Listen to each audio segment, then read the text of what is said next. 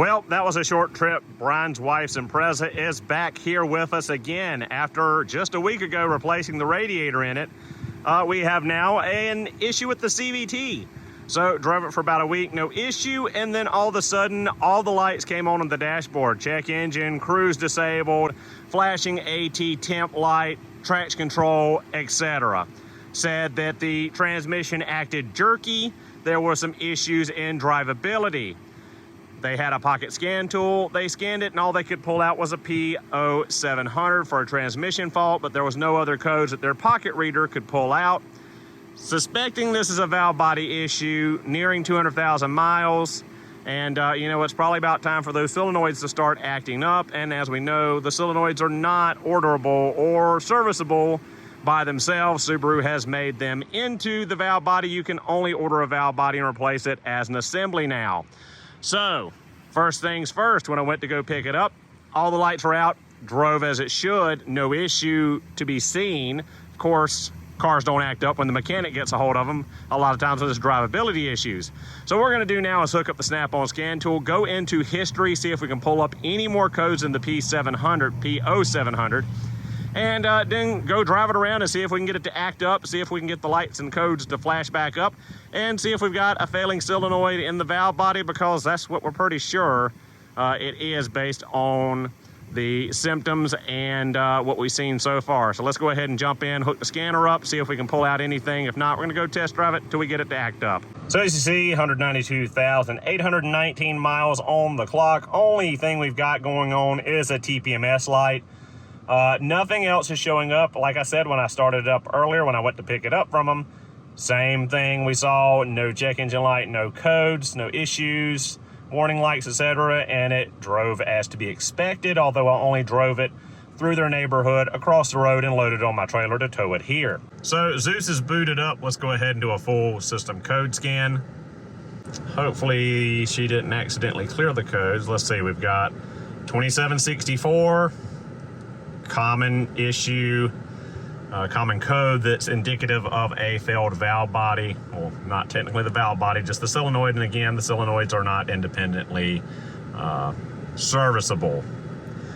ABS, we've got some VDC codes, automatic transmission control fault. Should have a P0700 in here. I'm not seeing it though.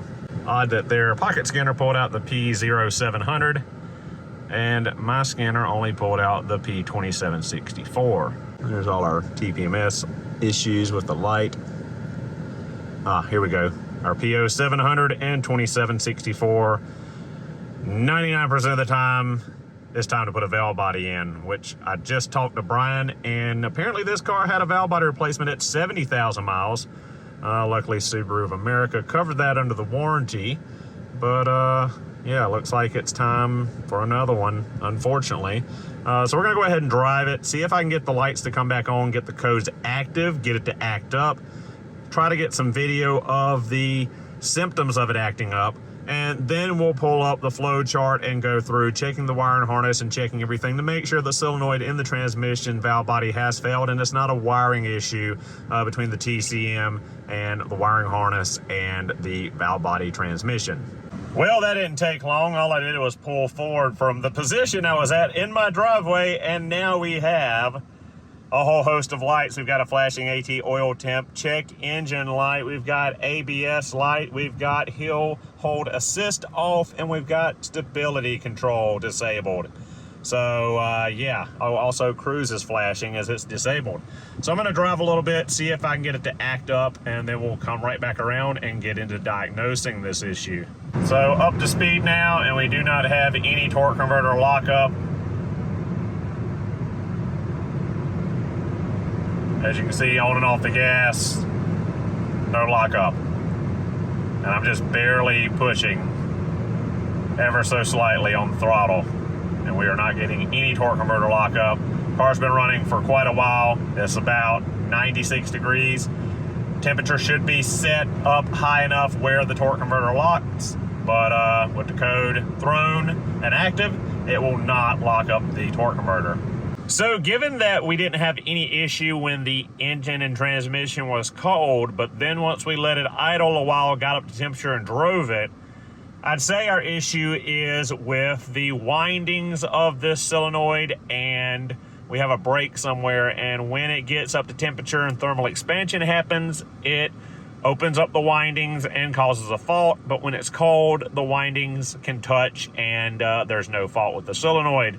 So like I said, we're going to pull the flow chart up now, go through the diagnostic procedure, and confirm without a shadow of a doubt that our solenoid is bad and we need to order a valve body. All right, guys, so now that we've got the car to act up, now that we have the codes read, we know what's going on, we can pull up the factory service manual diagnostic flow chart for this code and start diagnosing it so we can confirm our suspicions. So this is a pretty simple diagnostic flow chart. It's only 4 steps. They want you to check the harness, check the lockup duty solenoid itself, and then check the harness inside of the transmission. So step 1, the first thing they want you to do is make sure the ignition key is off. Then you need to disconnect the transmission harness at the transmission here, this gray connector. Then you need to go in and disconnect the harness at the TCM. So what you're gonna do is go underneath the driver's side dashboard, find your brake pedal, look above. This black box here is your TCM. You want to disconnect pin B54.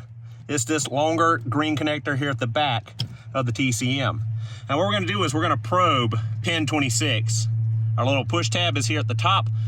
Bottom right hand corner, that will be pin 26. So we want to hook in our multimeter here and then chassis ground and check resistance. So one lead is hooked into pin 26. We're going to take our ground, hook it there to a chassis ground. Our resistance is out of limit, open circuit, what we want to see. It asks, is the measurement 1 mega ohm resistance or greater? The answer is yes, it is open circuit. So we will move on to step number 2. Now, had we had resistance here, had we had a resistance measurement, that would indicate that our wire from our TCM to the transmission connector is shorted to ground somewhere, and we need to find where that wire was broken and touching where it was shorted. All right, step 2, we need to check our lockup duty solenoid. Step 1 we got through. Now, to check this, we need to take our air intake duct off. So 8mm worm gear clamp here. You've got a plastic push pin over here. You've got a hose with a squeeze clamp there. Pop that out, get it out of the way. Now we're gonna take connector B11 and T4 here, and we're gonna hook on to the lower left corner.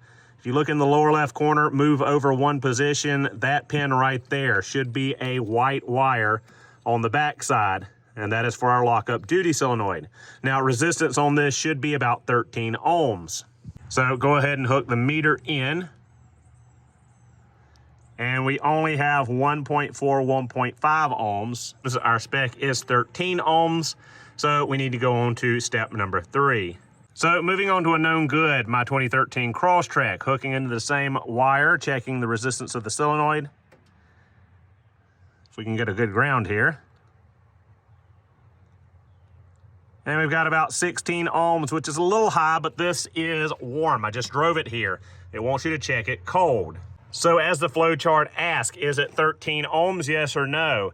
If the answer is yes, then your solenoid is likely good. You have a connection issue or something in the wiring. Check your connection, check wiring issue. The answer to ours is no. So we need to go on to step number 3, which wants you to check the internal wiring harness. See, this wiring harness here loops around and it goes into a bung here. I cannot really show it really well right there. It goes into a bung that goes through this top cover. Then there's another harness that connects inside between the cover and the valve body. Now what I want you to do is check for any damage to that harness, pinched wires, broken wires, etc. Now we're pretty much gonna ignore that in this diagnosis because I, in my experience, have never seen that happen.